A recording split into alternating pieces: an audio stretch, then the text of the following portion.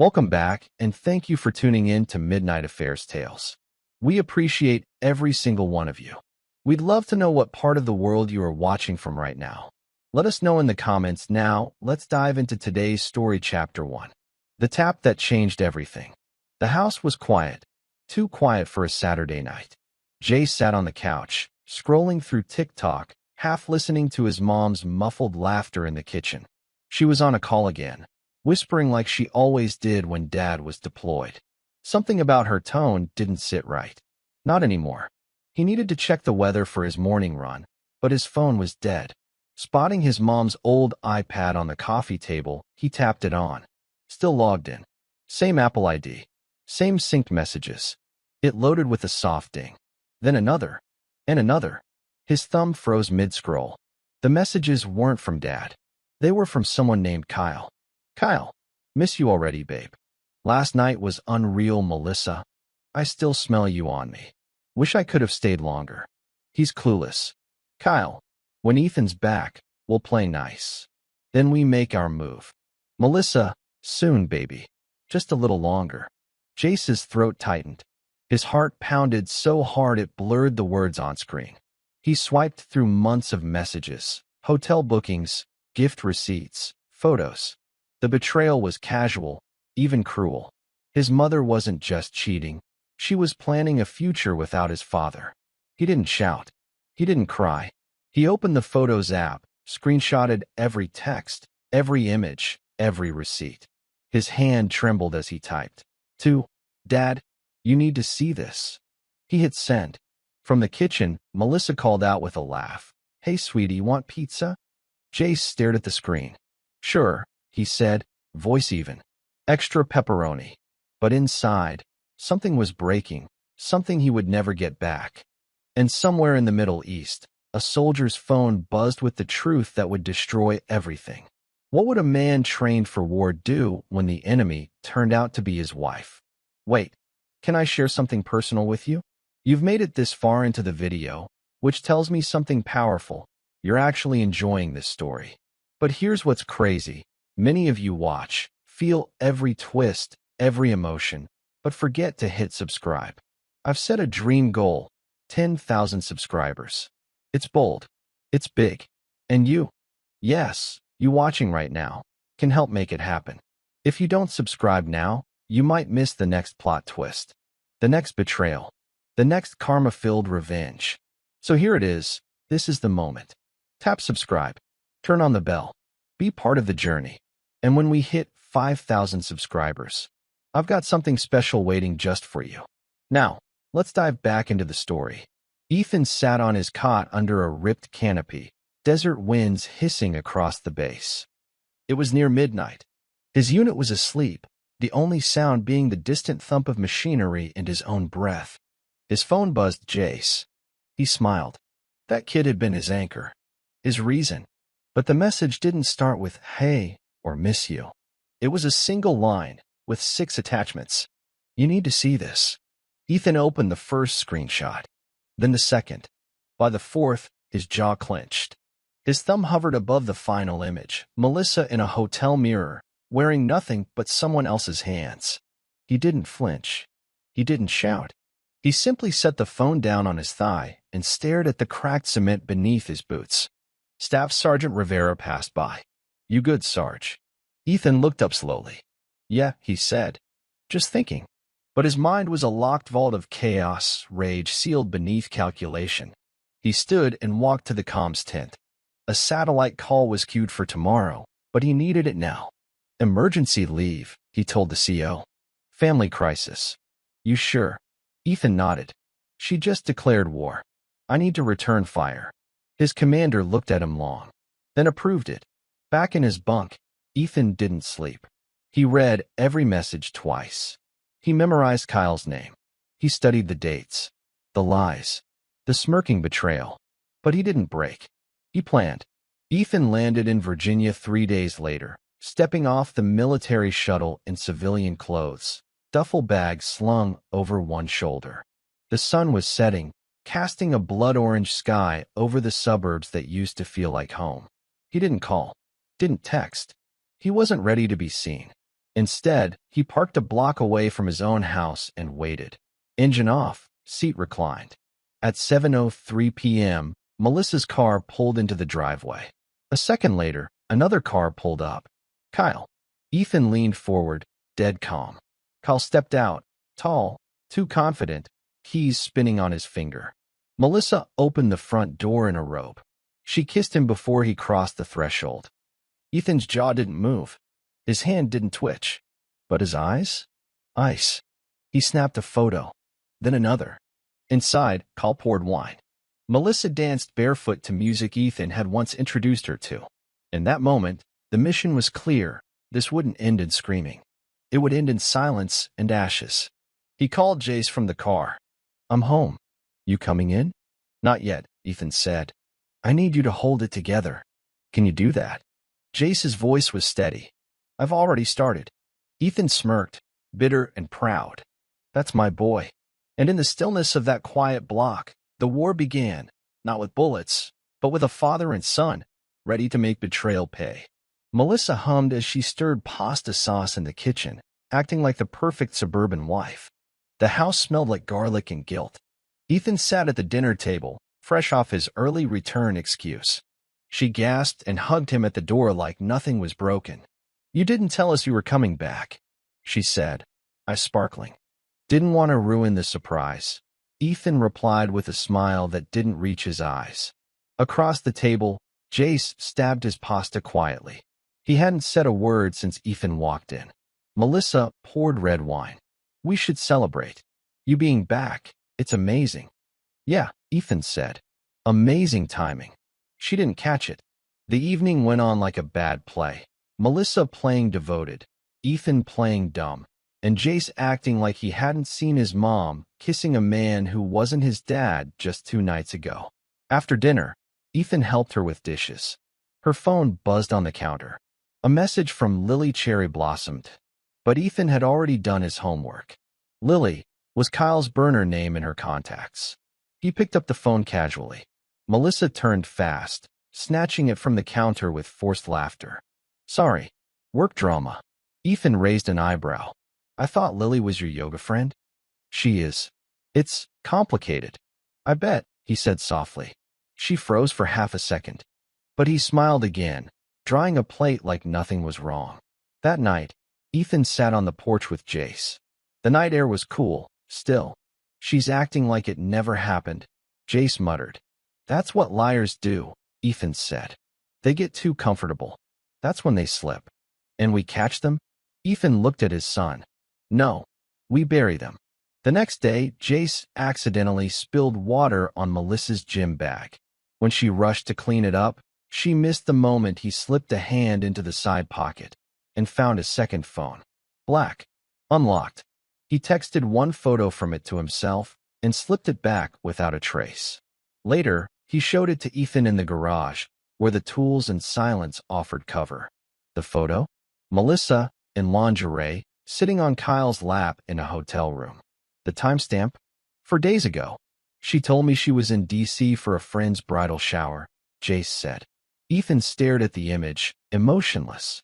She was busy all right. I want to ruin her, Jace whispered. His voice was calm, but deadly. You will, Ethan said. But not yet. They mapped out everything. Dates, patterns, hotel bookings, lies. Ethan created a spreadsheet. Jace created a backup folder on an encrypted drive. They weren't just reacting now. They were preparing for war. Meanwhile, Melissa laughed on calls in the living room, texting Kyle under the name Lily, planning weekend yoga retreats. Her lies stacked higher by the hour, and she didn't see a single crack forming. That night, she kissed Ethan goodnight and slipped into bed. He lay next to her, still as stone, pretending to sleep. Her phone buzzed at 11:47 p.m. Kyle, I miss your mouth. She giggled. Ethan stared at the ceiling with cold eyes and a resting heart rate of 59. War wasn't loud. It was silent. Saturday morning. Melissa tied her hair in a bun, grabbed her yoga mat, and kissed Ethan on the cheek. Love you. Be back by 2. Enjoy, Ethan said, handing her a smoothie. She smiled and walked out the door. Jace, already dressed, slipped out the back with his hoodie up. He followed her car at a distance in the second vehicle Ethan had bought years ago but rarely used. Its tracker was already active. Melissa didn't go to yoga. She drove straight past the studio, out onto the interstate, and pulled into a cheap motel off Route 19. Jace parked 3 lots down, turned off the engine, and waited. Minutes later, Kyle's car arrived. They didn't waste time. He was in her room within 30 seconds. Room 114. Jace stepped out, hoodie pulled low, phone in hand. He got it all. Kyle opening the door. Her pulling him in. The curtains closing. He got shots of both their cars, time-stamped and geotagged. But the money shot came when they exited, Melissa in Kyle's hoodie, Kyle slapping her ass as they laughed. Jace uploaded everything to the drive and texted one line to his dad. She's at the motel. Got it all. That night, back home, Melissa returned glowing. Yoga was intense, she said, stretching.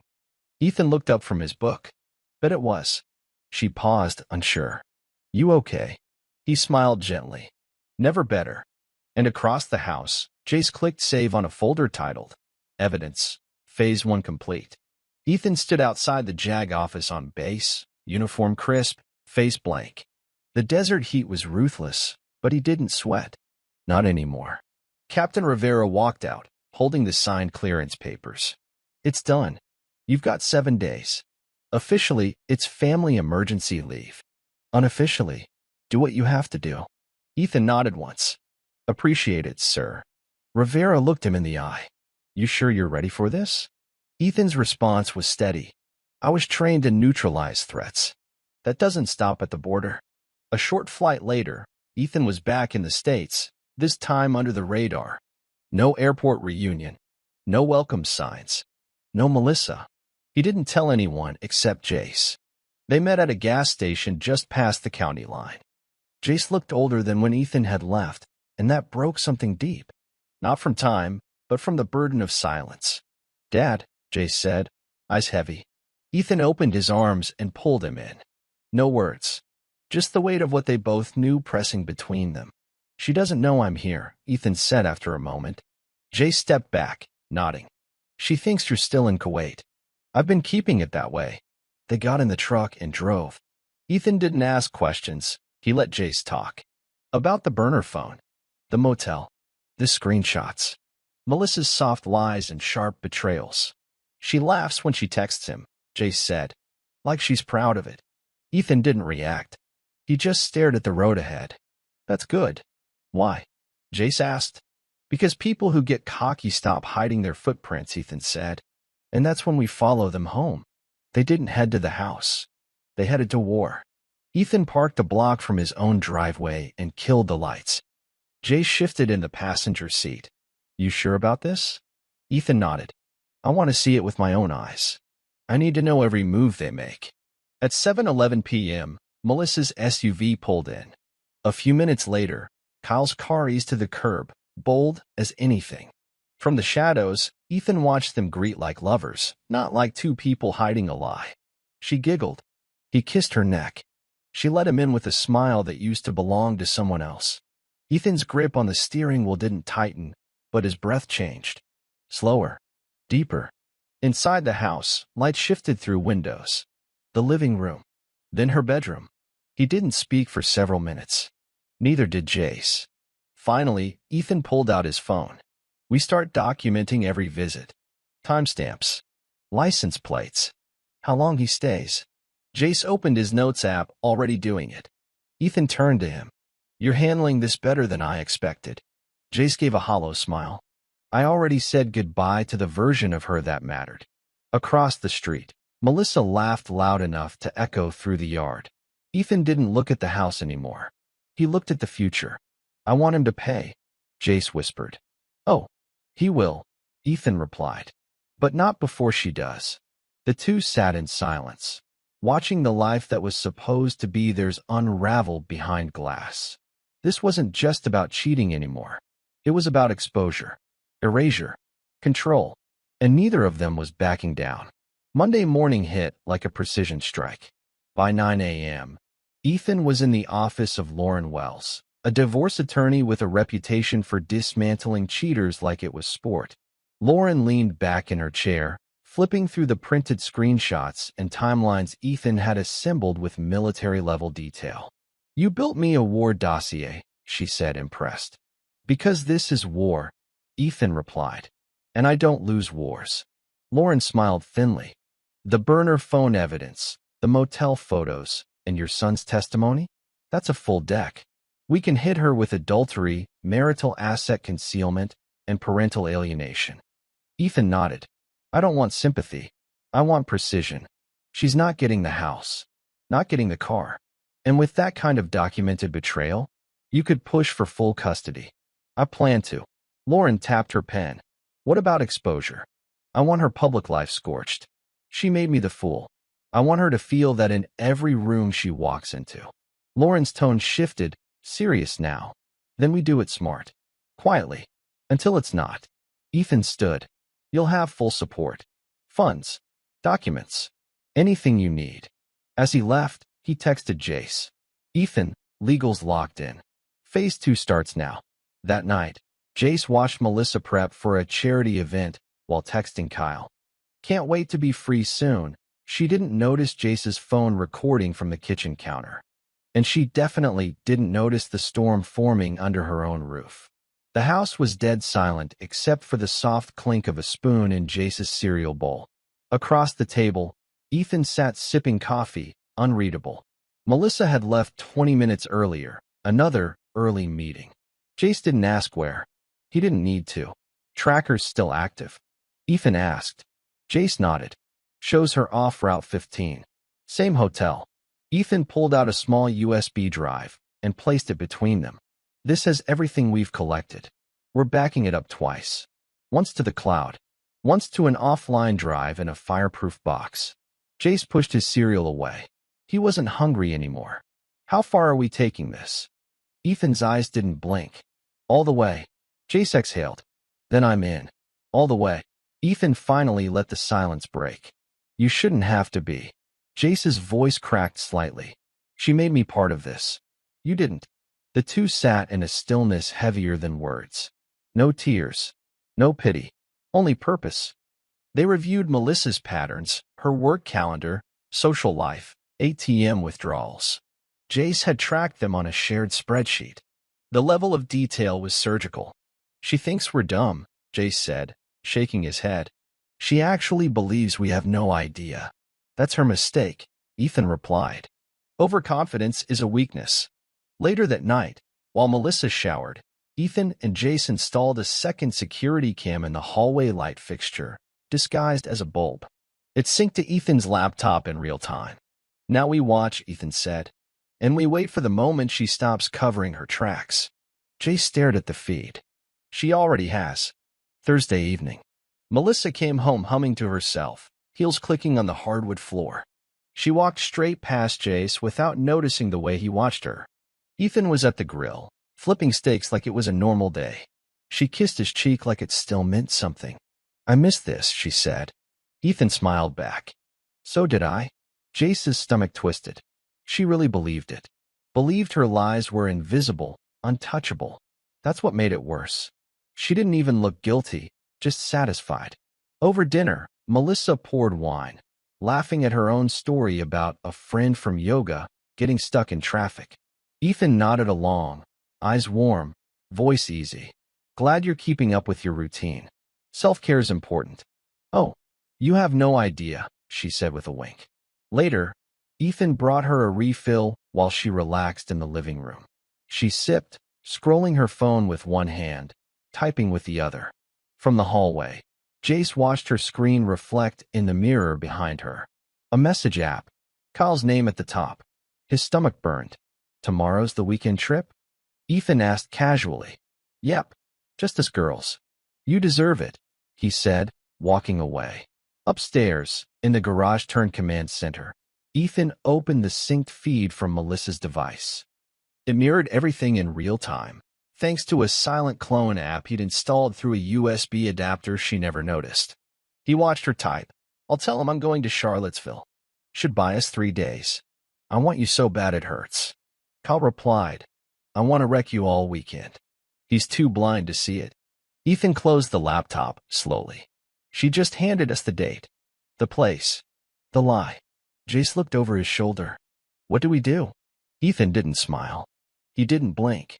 We let her go. Friday afternoon, Melissa packed a weekend bag with more care than she ever packed for family vacations. Perfume, lingerie, the red lipstick Ethan always thought was just for fun. I'll be back Sunday night, she said, kissing his cheek at the door. Have fun, Ethan said, handing her the keys to the newer car. She smirked. Don't wait up. Ethan closed the door behind her and deadbolted, then turned to Jace. We follow her in 30. Jace already had the second vehicle ready, GoPros mounted, lenses clean. An hour later, they tailed her from a distance. No sudden moves. No suspicions raised. Melissa drove 2 hours west, stopping at a remote mountain lodge. Kyle was already waiting outside the cabin, champagne in one hand, keycard in the other. Ethan didn't flinch, didn't take the bait.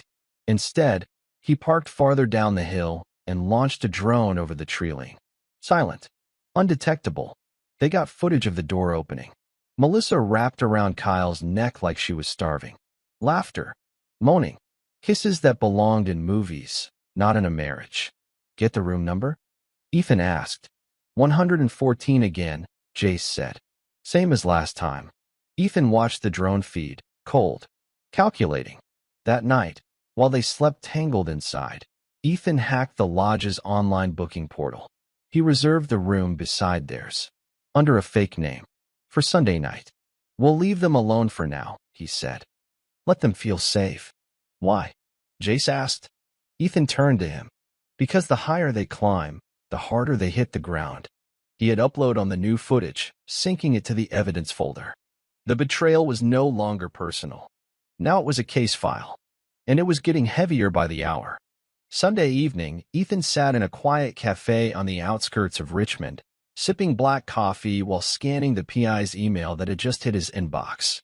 Subject line, Kyle's identity confirmed. The files were loaded with DMV records, financial accounts, and a sealed court order from New Jersey. Kyle wasn't even his real name. His legal ID read, Travis Nolan. 3 aliases. 2 fraud charges in the past 5 years. 1 ongoing investigation in Florida. He wasn't just a cheater. He was a career scammer. Ethan closed the laptop slowly, then looked at Jace across the table. This isn't just about us anymore. Jace leaned in. What do you mean? He's stolen money. Used false identities. Melissa might not just be a cheater. She could be an accessory. Jace's jaw clenched. You think she knows? Ethan stared out the window. Not at first. But now? She's too deep not to. That night, they prepped 2 folders. 1 digital, 1 printed. Inside, bank transfers from Melissa's shared account to a shell company in Kyle's name. Emails between them referencing clean slates and starting fresh. It wasn't love. It was a setup, and she walked straight into it. Ethan looked over everything again. If we leak this wrong, it could blow back on me. On my career. On you. So what do we do? Jace asked. Ethan looked him dead in the eye. We expose her without touching her. Let her hang herself with her own rope. The house looked normal again. Sunday dinner smells, football murmuring from the TV, the clink of silverware. But under the surface, nothing was normal. The new hallway light bulb wasn't just a bulb. It was now the second camera in the house, capturing every whispered call, every smirk, every message sent when she thought no one was watching. That night, while Melissa was in the shower, Ethan downloaded the footage, her phone calls, her voice, her bragging. He doesn't suspect anything. The second he signs that VA refinance, we pull out the rest. Clean. No mess. She wasn't just cheating. She was bleeding him dry. Ethan pressed pause and stared at her frozen face on screen. He didn't recognize her anymore. Later, in the garage, Jace reviewed audio from earlier that afternoon, Melissa on a call with her friend Dana. He thinks he's got me back. So sweet, right? Honestly, I think I'll be out by New Year's. Me and Kyle already have a condo in Florida lined up. Jace looked at his dad, eyes wide. She's planning to leave you? Ethan didn't blink. Not before I leave her with nothing. The next morning, Ethan went to the credit union, quietly removed her access, rerouted all automated payments, flagged the joint accounts for fraud alerts. By noon, Melissa's debit card bounced at a gas station. She came home irritated. "Weird bank glitch today," she muttered, brushing past them. Ethan just nodded. Probably nothing. But inside his head, the countdown had started, and every camera in the house was still rolling. Tuesday night, Melissa invited Dana over for wine and gossip. She didn't know the kitchen mic was hot, hidden behind a light fixture Jace rigged with a $40 wireless bug off Amazon. Ethan sat in the garage, headphones on, recording every word. Melissa poured wine like she didn't have a care in the world. "Girl, I swear, I feel like a genius. Ethan is totally eating out of my hand." Dana laughed. "You're bad." "No, seriously. I act all sweet. Make him dinner, do the whole I missed you act, and he's falling for it." "You're not worried about Jace?" Melissa shrugged. "He's a kid. He'll come around. They always do." Ethan paused the recording. The way she dismissed their son like collateral damage? That cut deeper than anything. He let the audio roll again. Melissa kept going. "Anyway, Carl says once the money clears, we go full ghost. No forwarding address. New numbers. Just me and him. A fresh life." Dana gasped. "You're leaving without telling them?" Melissa sipped. "Why not? He left me for war. I'm leaving him for peace." The words hit harder than they should have. Jace, listening from the hallway, didn't move for a full minute. Then he turned and walked away, eyes burning, fist clenched. That night, Ethan labeled the new folder, Confessions Audio. He didn't even need to edit it. The rawness was damning enough. At midnight, he sat on the back porch, hands clasped. This wasn't just about revenge anymore. It was about making sure she never got the chance to do this again. Not to him. Not to Jace. Not to anyone. Monday morning hit like a cold slap. Melissa was up early, humming in the kitchen as if she hadn't planned her escape with a man hiding under a fake name. She kissed Ethan's cheek and smiled. "Breakfast on the table, babe." He sat, nodded, played the part. Across from him, Jace chewed silently, scrolling through the latest data dump from the drone, footage of Kyle wiring $10,000 to a flagged account. The digital trap was tightening. After she left, Ethan slid a folder across the table to Jace. Labeled in red ink, Phase 3. Inside was a step-by-step breakdown. Legal isolation, lock her out of all financial access. Public reputation dismantling, scheduled email drops, set to trigger on command. Law enforcement hook, final package with financial crimes evidence, set for anonymous delivery. Social collapse, send the video compilation of her motel visits and recorded calls to her job, family, and friends. "She's got 5 days, Ethan said. Jace looked up. "Until what?" "Until we make her the story she thought she'd never be." That afternoon, Ethan paid a visit to his divorce attorney, Lauren. "She's trying to vanish with someone using 3 identities," Ethan told her. Lauren skimmed the bank statements, motel logs, and audio files. Her brows lifted. "You didn't just catch her cheating. You caught her in a conspiracy." Ethan didn't smile. "She deserves every second of what's coming." Lauren leaned in. "We can schedule court for next month, but I can file the separation and asset freeze by Friday." Quietly. "Do it." Back at home, Ethan reviewed the latest footage from Melissa's yoga friend hangouts. Same motel, same man, same lies. By the time she walked through the door that night, he had all he needed. And she still thought he was blind. Friday marked their 20th wedding anniversary. Melissa made a show of it, dressed in white, posted an old wedding photo online with a caption dripping in fake affection. 20 years of love, loyalty, and laughter. Grateful every day, Jace nearly threw his phone across the room. Ethan said nothing. He just forwarded the post to Lauren with the message. "Time it now." At 6 p.m., Melissa walked through the door with takeout and a cheap bottle of wine. "Happy anniversary, honey," she said, kissing Ethan on the cheek. He smiled. "Didn't expect you to remember." "Oh, stop it," she giggled. "Of course I did." Dinner was quiet. Too quiet. Midway through the meal, Melissa's phone buzzed. She checked it, froze. Email subject, Melissa Nolan. For internal review, she clicked. The email was from her own company's HR department. Inside, screenshots of her text with Kyle. Expense reports showing hotel bookings billed as client meetings. Audio clips. Ethan didn't flinch. Something wrong. She looked pale. It's spam, I think. He tilted his head. Weird. I got one too. He pulled out his phone and played the audio aloud. Her voice, laughing with Dana. He left me for war. I'm leaving him for peace. Melissa's wine glass shook slightly in her hand. Jace entered, holding a manila envelope. He dropped it beside her plate. From Dad's lawyer. Happy anniversary. Melissa opened it, slowly. Inside, divorce papers. Full custody request. Evidence files. Her hands trembled as she flipped through them. You think this is funny? She whispered. Ethan leaned forward. No, Melissa. I think you thought it was. She stood, rattled. This is low. You haven't seen low, Ethan cut in. But you will. And then he calmly went back to his meal. Melissa didn't sleep that night. She paced the bedroom while Ethan sat downstairs in the glow of the laptop screen. Files uploaded.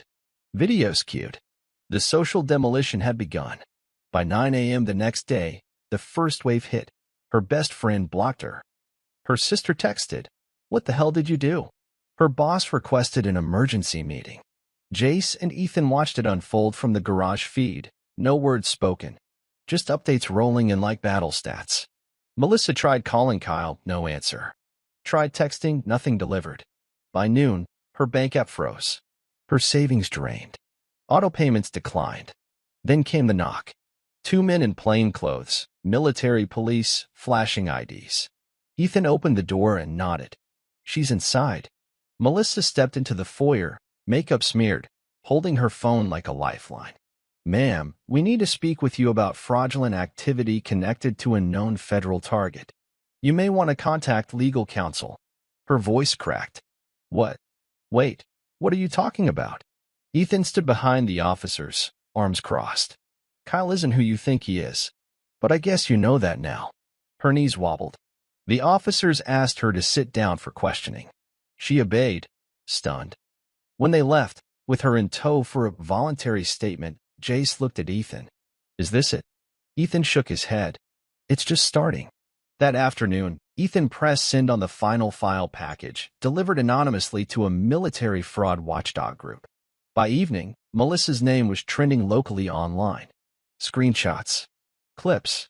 Headlines like, Army wife's affair exposes financial scam. FBI investigating alleged accomplice. And still, Ethan hadn't raised his voice once. He didn't need to. The truth had done the screaming for him. Melissa stood in front of the mirror the next morning, her face pale, eyes swollen from a sleepless night. The bedroom still smelled like lavender, but it didn't soothe her like it used to. Not anymore. Her phone buzzed again. Another notification. Another door slamming shut. You're done here. Don't come to the office. We forwarded the files to legal. She dropped the phone onto the bed and stared blankly at her reflection. Downstairs, Ethan brewed coffee like nothing had changed. He sipped slowly, watched the sunlight crawl across the tile floor. The same floor he'd helped lay 12 years ago, back when the home was built on real trust. Jace entered quietly, grabbing his mug. She's spiraling. Ethan nodded. Let her. Melissa came down 20 minutes later, clothes wrinkled, hair pinned up carelessly. We need to talk. Ethan looked up but didn't speak. I don't know what you think you're doing, she began, voice shaky. But I can fix this. You can't just ruin everything. I didn't ruin anything, Ethan said calmly. You did. I just made sure people saw it. I made mistakes, okay? But this is character assassination. Ethan stood slowly. You assassinated your own character the moment you chose him. You're trying to destroy me. No, he said, stepping closer.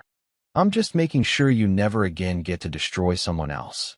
She blinked, lips parting, searching for the version of him she once knew.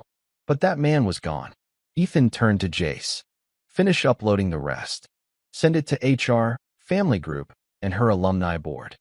Jace nodded, expression solid. Melissa's breath caught in her throat. You don't want to do this, she whispered. Ethan didn't look back. You already did. By noon, Melissa had called Kyle, Travis, 12 times. All went straight to voicemail. She paced the living room like a caged animal, the weight of her world collapsing in slow motion.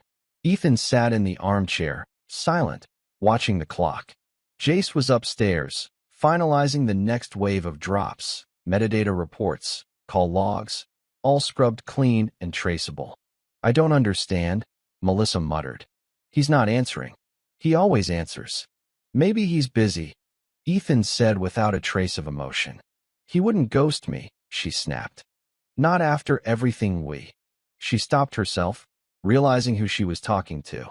Ethan stood, walked to the window. I wonder what happens to men like him when the feds get involved. Melissa paled. You didn't. I didn't need to, he said flatly. They've been looking for him for years. All I did was point them in the right direction. She stumbled back a step, as if the air had left the room. You set him up? Ethan turned to face her, eyes sharp. No, I just stopped shielding you both. She collapsed into the couch, staring into nothing. Jace came downstairs, holding a laptop. He's not just ghosting, Dad. He's running. What do you mean? He booked a flight to Brazil. One way, different name. Fake ID flagged in 2 systems. Melissa's hands went cold.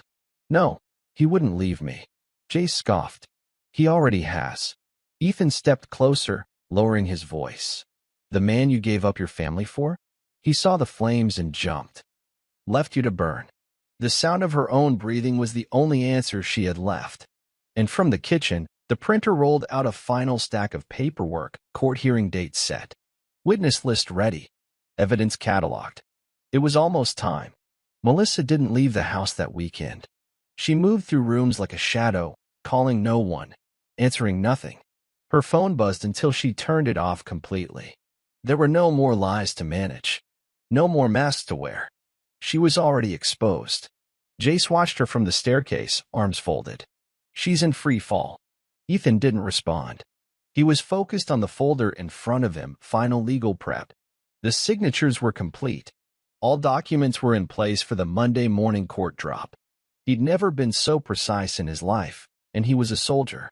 Dad, Jace said, lowering his voice. What if she tries something? She won't. But what if she does? Ethan finally looked at him. She's already done everything. And we've already won. That night, the 3 of them sat under one roof, for what would be the final time. The silence stretched across the dinner table like barbed wire. Melissa pushed her food around on the plate, not eating. Jace stared at his fork. Ethan cut his steak slowly, chewing with calm precision. Then Ethan placed his knife down. I'll be out early tomorrow, he said. Lawyer wants to get ahead of filings.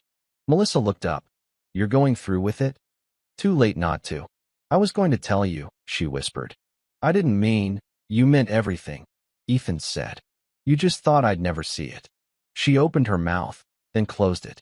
He stood and took his plate to the sink, rinsing it clean. Jace watched her eyes. They didn't carry tears, just regret and a little bit of fear. Ethan turned to both of them. Tomorrow ends this. And then he walked away, calm as ever. Because the collapse wasn't coming. It had already started. The Monday's sun rose quietly over Virginia, but the air felt sharp, like something had shifted. Ethan woke early, tied his boots with soldier's precision, shaved clean, dressed in tailored slacks and a charcoal gray dress shirt, not because he wanted to impress, but because he wanted to show up as the man she underestimated. Jay stood by the truck, already dressed. You ready? Ethan adjusted his watch. Been ready. They drove in silence. The kind of silence that carried weight, not distance.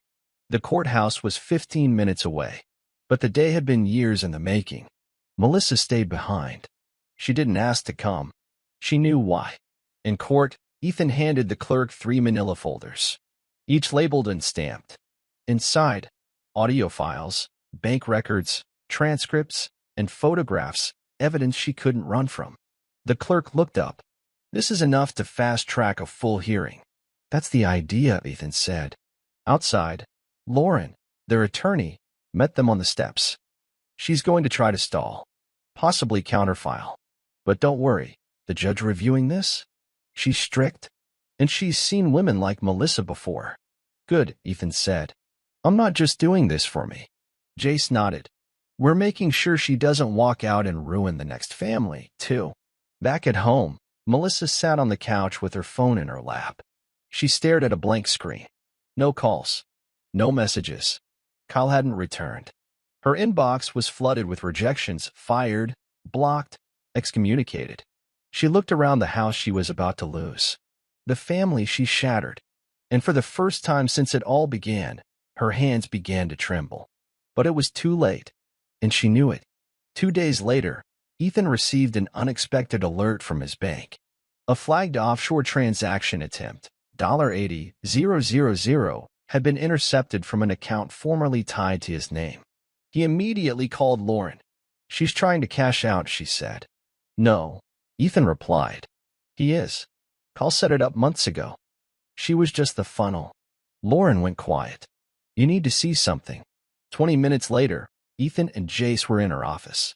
She slid a printed financial map across the table, lines, names, account numbers, and 3 shell companies. At the center, Melissa Nolan, connected through false invoices and fake consulting services. She laundered the money, Lauren said.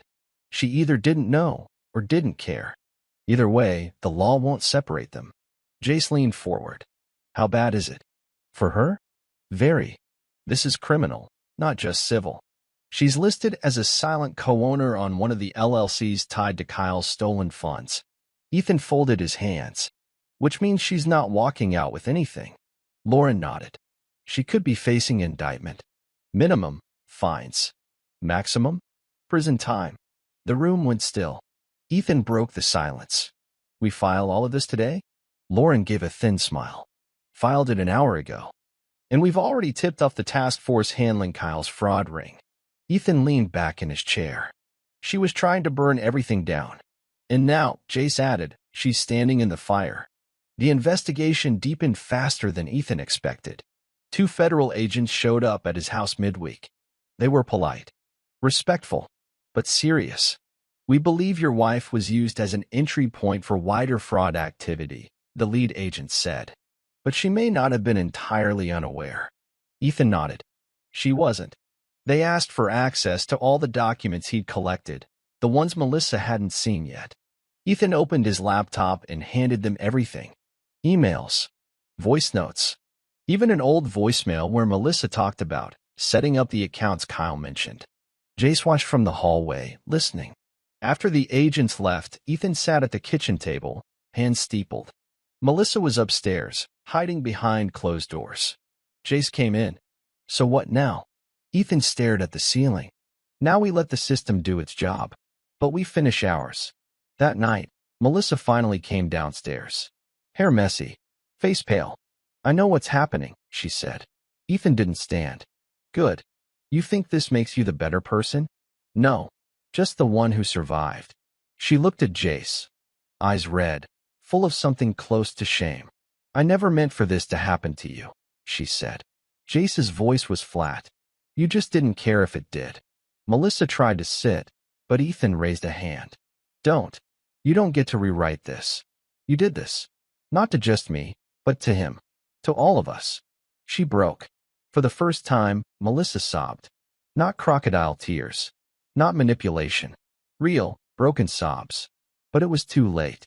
Jace stood and left the room. Ethan remained seated. You'll feel better crying, he said. Good. Because tomorrow, they'll start asking real questions. The news broke on a Thursday. Local stations picked up the headline first. Army wife implicated in multi-state fraud network linked to known con artist. Then came the national wires. Inside the house, silence stretched thin. Melissa hadn't spoken in hours. She stayed in her room, door shut, phone off, pacing behind the walls like a prisoner without a sentence. Ethan stood in the garage, reviewing files. Not just hers. His own. Because as her name was dragged into the spotlight, so was his. Jace entered quietly. They just mentioned your name on Channel 5. Ethan looked up. How bad? They're saying you're being reviewed internally. You know, because of the shared accounts. Ethan nodded once. No emotion. Expected. He prepared for this. Long before the storm hit, he'd separated himself on paper, pulled all permissions, filed every warning, documented every conflict. He handed Jace a folder. Give this to Lauren. It clears me of exposure on all joint asset transfers. You sure they'll believe you? They won't need to believe. The numbers tell the truth. But still, it stung. Years of service. Clean record. One dishonorable partner could taint it all. Later that night, Ethan got the call. His CO, stern, precise. We're placing you on temporary administrative hold, Sergeant Nolan. Not disciplinary. But we need to clear the optics. I understand, sir, Ethan said quietly. Don't worry. I've seen what you've submitted. I know who you are. That meant more than Ethan expected. He ended the call and stared at the ceiling for a long minute. He wasn't just fighting for revenge now. He was fighting for everything he had built, with blood, bone, and loyalty.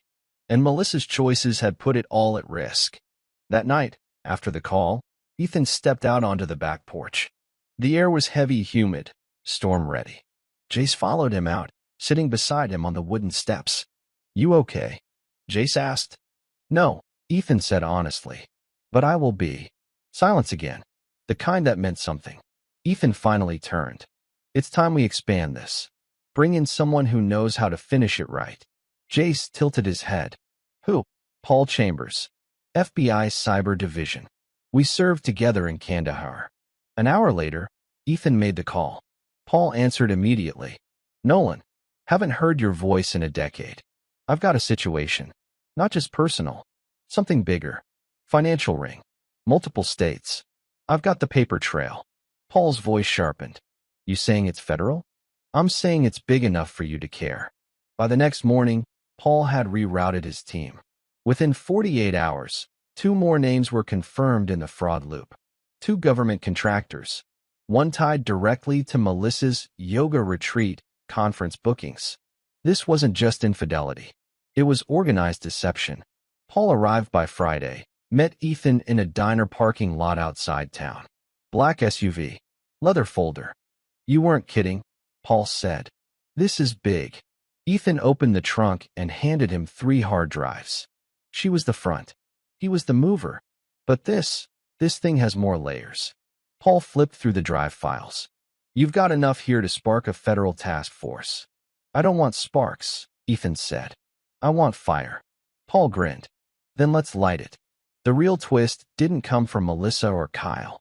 It came from Dana, her best friend, the one who laughed over wine, gossiped in kitchens, co-signed lies. But when Dana got a call from Paul Chambers, formal, serious, we know what you know tone, everything changed. She folded in under 30 minutes. Ethan sat across from her at Lauren's office conference table. Dana looked smaller than he remembered, nervous, sweat along her temple. I didn't know it was this serious, she said. I thought it was just cheating. You knew about the shell companies. I didn't know what they were for, but you helped her write invoices. Padded numbers. You booked hotels under fake names. Dana swallowed. Melissa told me it was temporary. Just a way to get ahead. She made it sound harmless. Was it harmless when Kyle started laundering stolen funds through your business PayPal? Dana froze. He did what? Paul slid a photo across the table. You're tied to the funds now. Unless you flip. Dana stared at the evidence. Then back at Ethan. If I give you everything, can I walk? That's not up to me, Ethan said. But if you stay quiet, you'll be walking in cuffs. Dana broke. Told them everything. Dates. Passwords. Back-channel emails. Even a recorded FaceTime Melissa had once bragged about, saying, by the time Ethan finds out, we'll be gone. He'll be left with nothing but a name badge and a mortgage. That footage became Exhibit A. By sunset, Dana had delivered enough to burn every safety net Melissa thought she had left. The best friend turned into the final nail. And Ethan? He was finally ready for the reveal. The invitations went out weeks before. A local military family's charity event, semi-formal, high-profile, media covered. Melissa had volunteered to help organize it months ago, back when her life was intact. She had no idea the very stage she helped build would be the one she'd be destroyed on. Ethan stood in front of his bathroom mirror, fixing his tie with soldier's precision. Jace waited in the hallway, dressed in black, camera bag slung over his shoulder. "You sure about this?" Jace asked. Ethan didn't look away from the mirror. Every step until now was for this. At the venue, a gleaming hall with chandeliers and a military color guard, Melissa arrived early, smiling like she hadn't been exposed as a fraud and adulterer just days ago. She still believed her old life had weight. She wore a blood-red dress, fitted and sharp, trying to reclaim the image of a woman in control. By 7 p.m., the hall buzzed with officers, spouses, commanders, and donors. The media crew set up tripods. The local mayor arrived. Even a few high-ranking brass stood near the back with folded arms and quiet observation. Ethan walked in alone. He turned heads. Clean-cut. Composed. Respected. Melissa's smile faltered for half a second when she saw him. "You came," she said. "I wouldn't miss it," he replied coolly. The microphone was passed around through the night. Light speeches, stories, fundraisers. Then came the final speaker slot, the one Melissa was scheduled to close with. But the host took the mic and said, "We've had a slight change. Sergeant Ethan Nolan has asked to say a few words." Melissa blinked. "What?" Ethan stepped onto the stage. Calm, hands in his pockets. "This won't take long," he said into the mic, "but it will be important." Then he nodded at Jace. The lights dimmed. The screen behind him lit up. The first image was soft. Melissa and Kyle, arms locked, laughing. Then came a date, a location, a time, then audio. "Once he signs the refinance, we take what's left and disappear." The room stilled. Silverware stopped. Murmurs rose. Melissa's smile drained completely. Her wine glass tipped slightly in her hand. "Everything you're hearing," Ethan said, voice steady, "is real. Every photo, every message, every transfer." The next clip showed Kyle handing her an envelope. Inside, fake banking forms. "They'll never trace it. He's too dumb to notice." Gasps echoed through the hall. Melissa stood. "This is a personal attack. This is harassment." But then came the footage Dana had provided. Melissa in her kitchen, saying, "By the time Ethan finds out, we'll be gone. He'll be left with a name badge and a mortgage." And then, silence. All eyes turned. Melissa's mouth opened. Closed. No words. Ethan stepped forward again. "This isn't about infidelity. This is about betrayal. Financial. Emotional. Criminal. And it ends here." He nodded once more. Paul Chambers stepped from the back, flashed his badge. "Melissa Nolan," he said loud enough for everyone to hear. "You need to come with us for questioning in an ongoing federal investigation." Phones lit up. Cameras clicked. Melissa looked at Ethan with horror in her eyes. "You set me up." He met her gaze. Calm. Empty. "You set yourself up. I just made sure the lights were on when it happened." Two agents took her gently by the arms. She didn't resist. And the crowd? They didn't clap. They watched. Because no one applauds a collapse. An hour later, the hall had cleared. The chatter hadn't. People whispered. Phones buzzed. Clips went online. Melissa's name trended within the hour. But Ethan? He sat alone in the back row, watching the screen flicker as Jace packed up the tech gear. "That was a kill shot," Jace said. "Clean." Ethan leaned forward, resting his elbows on his knees. She thought she could lie forever. Until she walked into her own eulogy. Across the room, Paul approached with a folder. "Just got word. Kyle was picked up in Miami. Fake passport. Ticket to Brazil. He flipped on her already." "Of course he did," Ethan muttered. "He ran the moment the spotlight hit." Paul opened the folder. "Here's the part you didn't know. Kyle wasn't working alone. Melissa wasn't just involved. She was feeding info from inside military spouse groups. Financials. Charity funds. She was deep in it." Ethan stared at the paper. "So this was never just personal." "Nope," Paul said. "It was a pipeline." A pause. Then Ethan smiled, cold, but satisfied. "Then I'm glad we broke it. Publicly." Jace walked over. Think she'll talk? She'll scream, Ethan said. But now, no one's listening. The lights in the hall dimmed. The sound guy unplugged the last mic chairs stacked. Music off. But one thing still echoed. He'll be left with a name badge and a mortgage. Now she was the one left with nothing. And Ethan? He walked out of the building not as a victim, but as a man who planned a war and won without firing a single shot. The video went viral overnight. Clipped, cropped, shared, streamed. Melissa's downfall became digital currency. Her voice, once smug behind closed doors, was now broadcasted into thousands of living rooms, military forums, and media pages across the country. By the time Ethan finds out, we'll be gone. He left me for war. I'm leaving him for peace. Ethan didn't post it. He didn't need to. Someone else had screen recorded it during the gala. Now it was everywhere. By morning, he was sitting in the kitchen with a fresh cup of coffee, news channels echoing faintly in the background. Jace walked in, sleep still in his eyes. You've seen it. Ethan nodded toward the TV. They're running a segment every 30 minutes. I mean the comments. He slid his phone across the table. Posts were flooded. This guy is a legend. She really thought she could outsmart a soldier? Justice served cold. Protect Jace at all costs. Ethan scrolled slowly. He didn't smile. But his chest rose differently now. Not pride. Not ego. Validation. Jace sat down beside him. You okay? Ethan looked at his son. Really looked at him. You kept me steady. You didn't fall. I almost did, Ethan admitted. But watching her lose what she took for granted, that saved me. Jace leaned back. So what happens now? Before Ethan could answer, the doorbell rang. A courier stood on the porch, envelope in hand. Melissa's legal response. Inside, her official plea for leniency, citing emotional instability, manipulation by Kyle, and post-traumatic stress. Ethan handed the papers to Lauren later that day. She wants mercy now? Lauren shrugged. Her attorney's betting on sympathy. Ethan's voice didn't rise. She didn't have any for us. 1 week later, Ethan walked into the courthouse for the preliminary hearing. Press stood behind barriers. Local anchors whispered into mics. But inside the courtroom, it was quiet. Cold. Controlled. Melissa sat at the defendant's table. Hair pulled back tight. No makeup.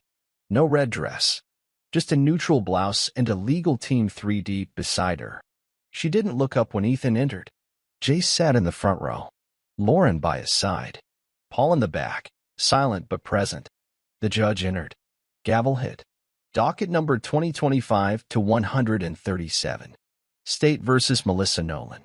A federal prosecutor stood.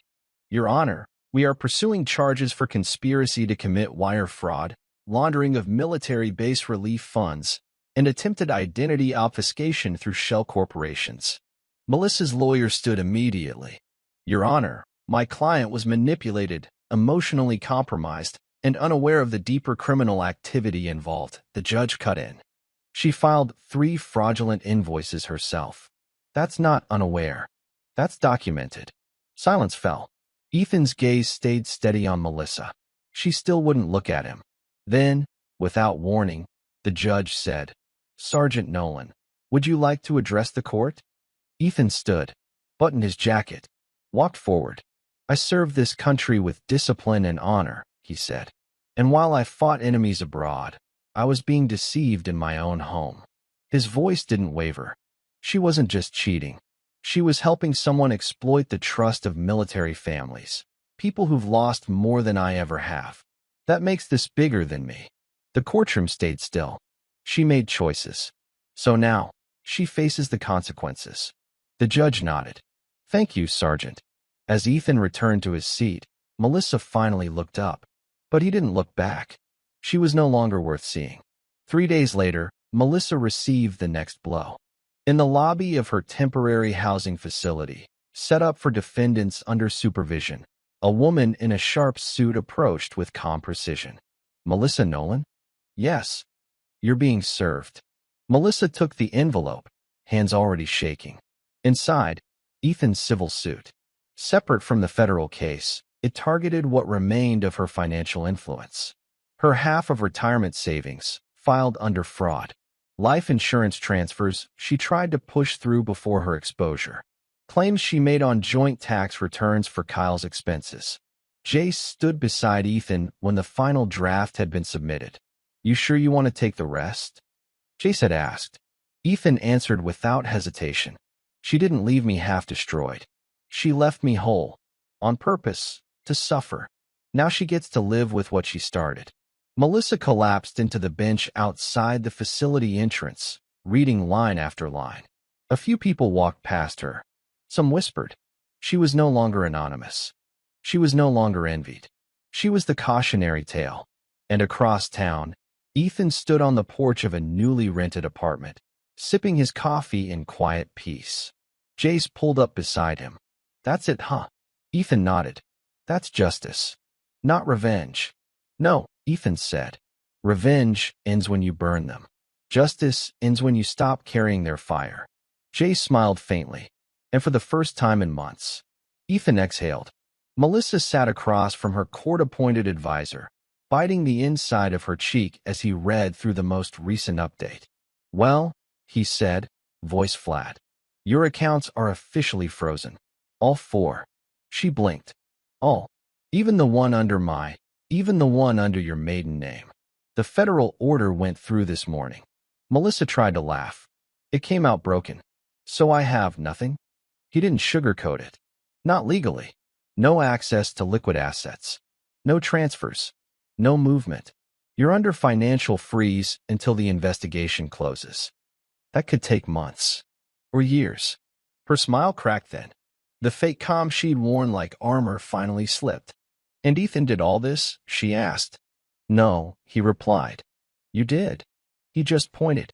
That evening, Ethan and Jace sat at a quiet diner, one they hadn't visited since before the chaos.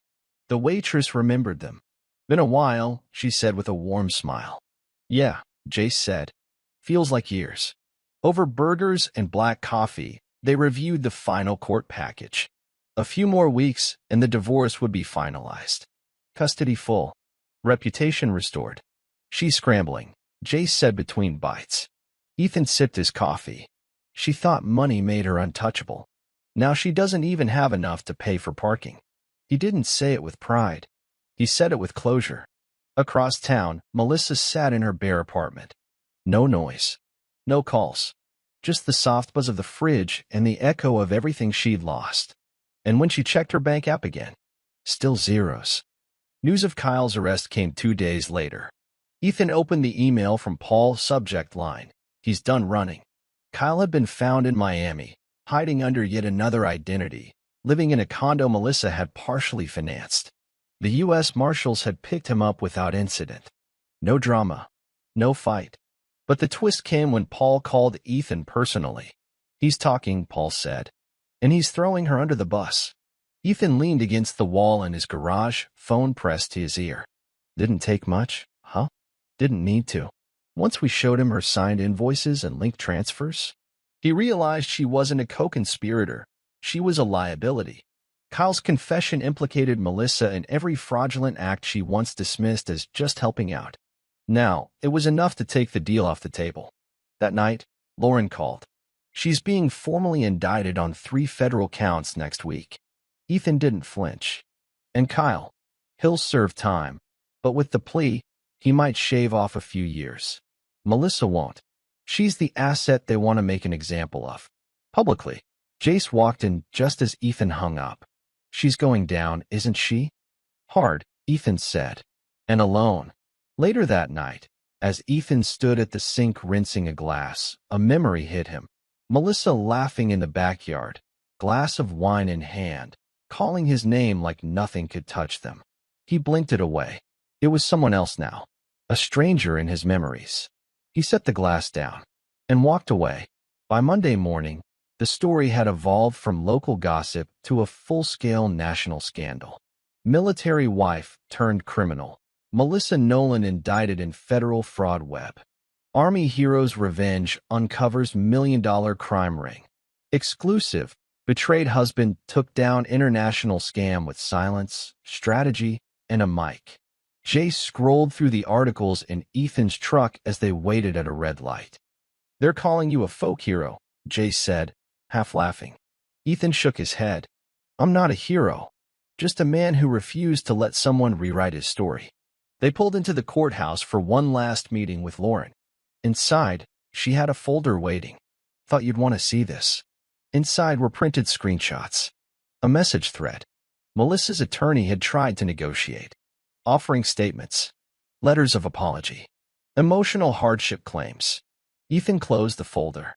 They're still playing chess. Lauren nodded. But the game's already over. As they left the building, reporters stood outside. One stepped forward. Sergeant Nolan, any comment now that Melissa's been formally charged? Ethan paused, looked directly at the camera. Yeah, he said. Truth always comes out. Some people just don't believe it until it shows up with handcuffs. He walked past without waiting for the follow-up. That evening, as Jace played music in the background, Ethan sat on the porch. Not in mourning, not in reflection, just present. And that was enough for now. Jace had been quiet for days, processing the fallout, the public reaction, and everything they'd been through. But on a Thursday morning, without warning, he hit upload. It was a 3-minute video. Just him. Straight to camera. My name's Jace Nolan. I'm 18. And a year ago, I found out my mom was cheating on my dad while he was deployed for this country. I didn't scream. I didn't confront her. I did what my dad taught me: observe. Record. Move with purpose. He talked about the hidden phones, the motel stakeouts, the lies. Not for pity, but for truth. A lot of people are calling my dad a hero, but he didn't burn her life down for revenge. He let her torture herself. And me? I stood by him because I saw what loyalty looks like and what betrayal costs. Within hours, the video exploded. 50K views. Then 200K. Then news outlets reposted it. Soldiers commented. Teens commented. Even therapists stitched it with reactions. This is how you raise a son. That boy's strength came from somewhere solid. Jace Nolan just taught America what accountability looks like. Ethan found out from Paul, who sent him a link with a simple, "Your boy's a storm." That night, Ethan walked into Jace's room. Saw the video. Jace looked up. Too much. Ethan smiled, subtle, proud. No. It was perfect. Jace nodded once. I just wanted people to know we didn't fold. Ethan stepped forward and pulled him into a firm hug. No, we didn't. The sun bled through the living room windows. It was warm, gentle. Ethan sat alone at the dining table with a cup of black coffee and a small box in front of him. Inside it, his wedding band. The last physical reminder of a life that didn't exist anymore. He turned it in his fingers, once gold, now dulled. The engraved date inside meant nothing now. He didn't cry. He didn't hesitate. He closed the box, stood, and walked it to the backyard. With the earth soft from rain, he knelt down near the tree he'd planted after Jace was born, dug a small hole, placed the ring inside, buried it, not out of hate, but because he no longer needed to carry it. Jace watched from the kitchen door, saying nothing. Ethan came back inside, washed his hands, poured a fresh cup of coffee, and sat again. Lauren had texted minutes earlier. Divorce finalized. Full custody awarded. Property rights cleared. You're free. The word echoed in his head. Free. And yet, he didn't feel celebratory. Just clear. That afternoon, he went for a walk with Jace. No phones. No distractions. They didn't talk about Melissa. They talked about college. About rebuilding the garage. About taking a road trip somewhere quiet. Not to escape, but to begin again. 1 week later, Ethan stepped into a clean office. Walls painted soft gray. Books lining the back shelves. You've been through a lot, she said. Ethan nodded. That's an understatement. For the next hour, he talked. About the betrayal. The long game. The silence. The anger he buried so deep it almost felt like nothing. There were nights I wanted to scream, he admitted. But I had a son watching me. And I couldn't lose control. Dr. Lane nodded. So you gave him stability. But what did you give yourself? Ethan paused. Nothing. Just the mission. And now that the mission's over? He looked away. Then back. Now I have to learn how to live without the enemy. That line stayed with him all day. Later, at home, he cleared out the garage. Old photos, wedding albums, gifts. He boxed it all, sealed it, and labeled it simply, "Done." Jace walked in halfway through. "You want help?" Ethan shook his head. "No, but I want company." They finished in silence. Then Ethan opened the fridge, grabbed 2 root beers, and handed one to Jace. "To what?" Jace asked. Ethan looked around the clean garage. "To what's next?" They clinked bottles. And it finally felt real. 2 months later, Ethan stood in front of a podium at a small but packed hall.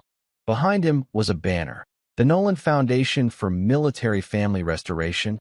It wasn't just about betrayal anymore. It was about helping others rise after it. He spoke softly but clearly. "When I came home from deployment, I expected to be welcomed by love. Instead, I came back to lies. That almost broke me. But I found clarity in truth. And now I want to help others who've been where I've been." The crowd clapped, but he wasn't there for applause. He was there for impact.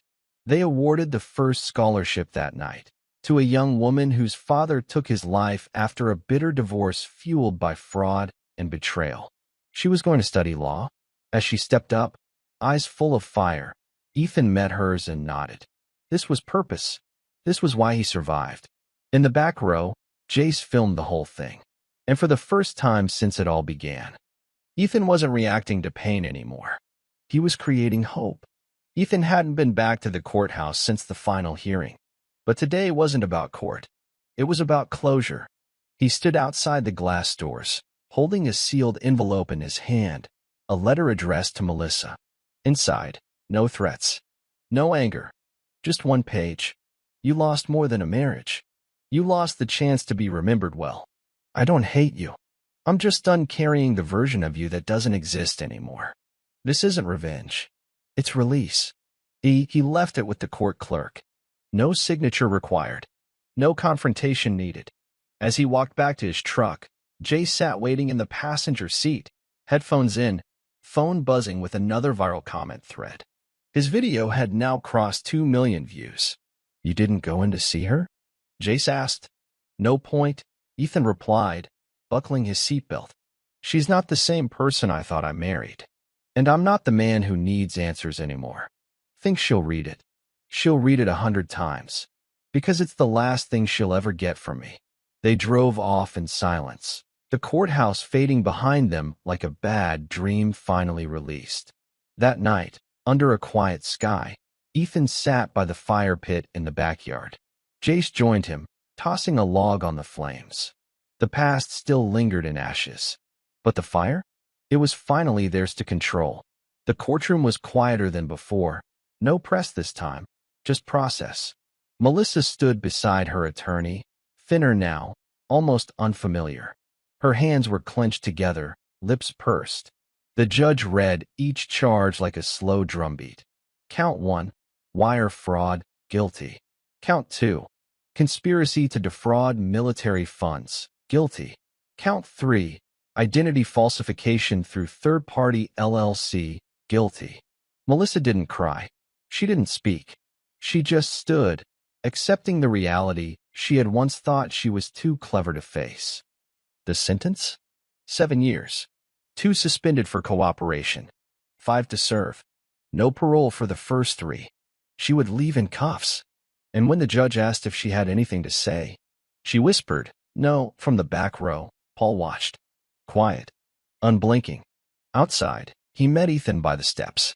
"It's done," he said. Ethan nodded. "Then let it be done." He didn't stay for the escort. Didn't need to see her walked out. She had already walked out of his life long ago. And now the door behind her was finally locked. In her cold, fluorescent-lit cell, Melissa lay on the bottom bunk, holding a single piece of paper that had worn soft at the folds. Ethan's letter. She'd read it every night. Not for forgiveness. She knew she didn't deserve that. But for the weight of truth in his words. "I don't hate you. I'm just done carrying you." She mouthed the line in the dark, tears finally drying. Because he was right. He didn't destroy her. He just let her destroy herself. And now, for the first time since this all began, Melissa felt what it meant to be truly alone. No exit plan. No partner in crime. No son returning her calls. Just silence. And the memory of the man who loved her better than she ever loved herself. 6 months later, the house on Hawthorne Drive was gone, sold off as part of the settlement. Ethan and Jace now lived in a smaller home off Ridge Creek. Nothing fancy, just clean walls, solid floors, and peace. It wasn't about square footage anymore. It was about freedom. Ethan stood on the back deck with a coffee in one hand and blueprints in the other, his own design for a custom garage rebuild. Tools, auto lift, a soundproof room for Jace's podcast gear. It was more than a project. It was rebuilding on his terms. Inside, Jace was finishing a live Q&A on his channel, now sitting at over 300K subscribers. The comments section exploded daily with support. Your story changed my mindset, bro. Tell your dad he's a legend. How's he doing now? Jace ended the stream with a smile. We're good. Better than ever. We don't hate what we went through. We're just done carrying it. He walked out to join Ethan on the deck. Podcast offer came in, Jace said. Spotify wants to feature our story as a mini-series. Ethan raised a brow. That's big.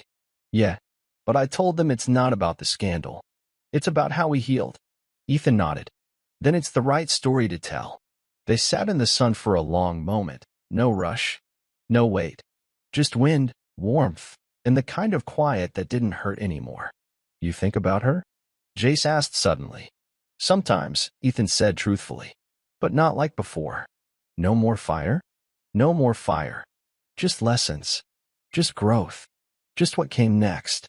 The last word. Fall arrived with gold leaves and soft skies. The Nolan Foundation had now funded scholarships for 12 military kids whose lives had been fractured by betrayal, death, or abandonment.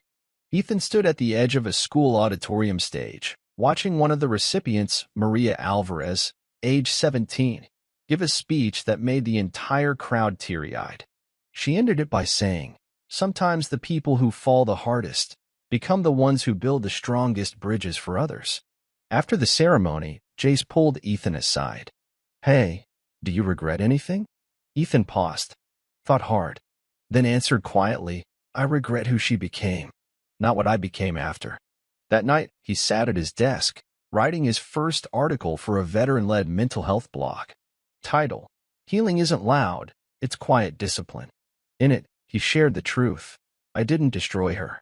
I just stopped protecting her from her own reflection. And that's the lesson. Sometimes, revenge isn't about fire or fury. It's about stepping back and letting the truth finish the job. Because the greatest power you'll ever hold is not reacting. It's reclaiming your peace when someone tries to steal your soul. Now, one last thing. Let me ask you, what would you have done in Ethan's place? Would you have stayed quiet, burned it all down, or walked away with power? Tell us in the comments. I want to hear your take. And hey, where in the world are you watching from? Drop your city/country below. Let's see how far Ethan and Jace's story reached. If this hit your heart, helped you heal, or just gave you chills, tap like, subscribe, and turn on that so you never miss another thrilling, revenge-fueled story with heart. We've got more coming. Until next time, take care of your truth, take care of your peace, and never let someone else rewrite your story. See you in the next epic revenge tale. End.